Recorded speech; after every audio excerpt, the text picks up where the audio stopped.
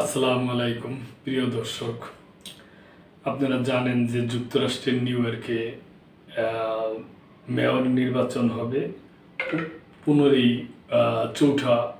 November. তো আগে থাকতেই তো জানেন যে আপনারা ওই দেশে ভোটাভুটি হয়।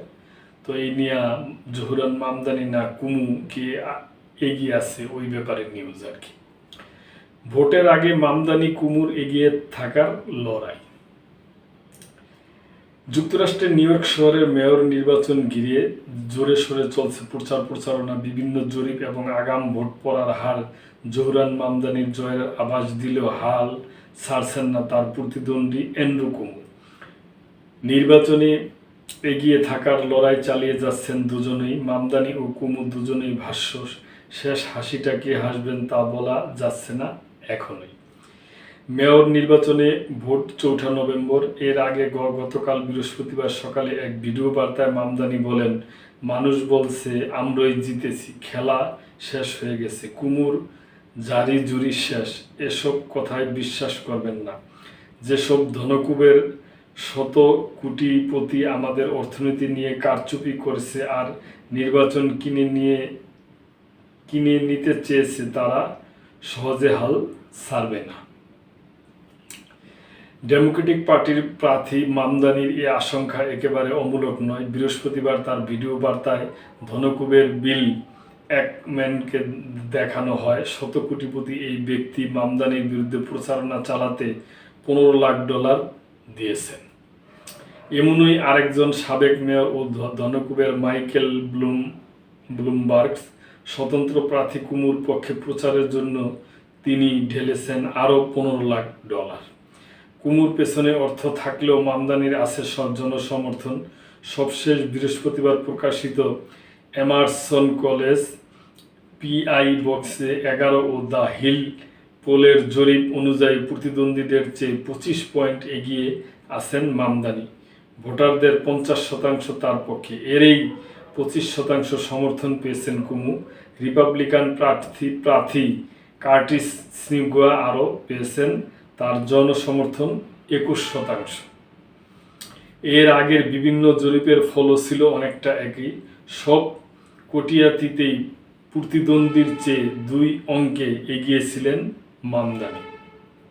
যেমন মারিস্ট ইউনিভার্সিটির জরিপে কুমুর চেয়ে 16 পয়েন্টে, কুইনিপিয়াংস ইউনিভার্সিটির জরিপে 10 পয়েন্টে এবং ম্যানহাটন ইউনিভার্সিটির জরিপে 16% এগিয়েছিলেন মামদানি। এসব জরিপ দিয়েই ভোটের দিন পর্যন্ত সমর্থকদের উজ্জীবিত রাখতে চাচ্ছেন তিনি। এবারের নির্বাচনে আরও বড় একটি বিষয় হলো আগাম ভোট পড়ার হার। বৃহস্পতিবার পর্যন্ত নিউ ইয়র্কে আগাম ভোট দিয়েছে প্রায় 4 লাখ বাসিন্দা। এদিকে ইঙ্গিত করে বৃহস্পতিবার নিউ ইয়র্কের হারলেম এলাকায় দেওয়া ভাষণে কুমু বলেন, বিভিন্ন জরিপকারী প্রতিষ্ঠান কি বলেছে তা তারা নিজেরাও জানে না, কারণ এর আগে তারা এত বেশি আগাম ভোট পড়ার হার দেখেনি। আগাম ভোট দেওয়া ব্যক্তিদের বেশিরভাগই বয়স 55-এর উপরে। জরিপ অনুযায়ী বয়স্ক ভোটারদের সমর্থন মামদানি ও কুমু দুই পক্ষের প্রতি প্রায় সমান। তবে মামদানির হাতিয়ার তরুণ বা জেনজিরা, তাদের বড় সমর্থন পাচ্ছেন তিনি। এমনই একজন 22 বছর বয়সী এলিসা এফ। বৃহস্পতিবার তিনি বলেন, আমি মনে করি মামদানি জিতলে আমার জীবন ভালো হবে। নির্বাচনে যিনি জিতুন, নিউ ইয়র্কের মার্কিন প্রেসিডেন্ট ডোনাল্ড ট্রাম্পের নীতির বিরুদ্ধে দাঁড়াতে হবে বলে মনে করেন নাগরিক অধিকার নেতা আল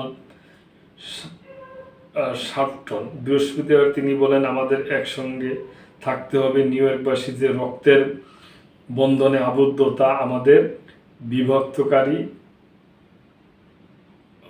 পানির চেয়ে শক্তিশালী। তো প্রিয় দর্শক, দেখা যাক 4 নভেম্বর ইলেকশন হোক, তারপরে বলা যাবে। তবে অন্যান্য জরিপে প্রায় প্রথম থেকেই যে আর আগে থেকে যে জরিপগুলো হচ্ছে, এতে মামদানি এগিয়ে থাকারই আমরা খবর পাচ্ছি। তবে দেখা যাক কি হয়। প্রিয় দর্শক, এই ব্যাপারে আপনাদের কোনো মন্তব্য থাকলে অবশ্যই করবেন এবং লাইক, কমেন্ট, শেয়ার করে সাবস্ক্রাইব করে মেম্বারশিপ নিয়ে আমাদের পাশেই থাকবেন। আল্লাহ হাফেজ।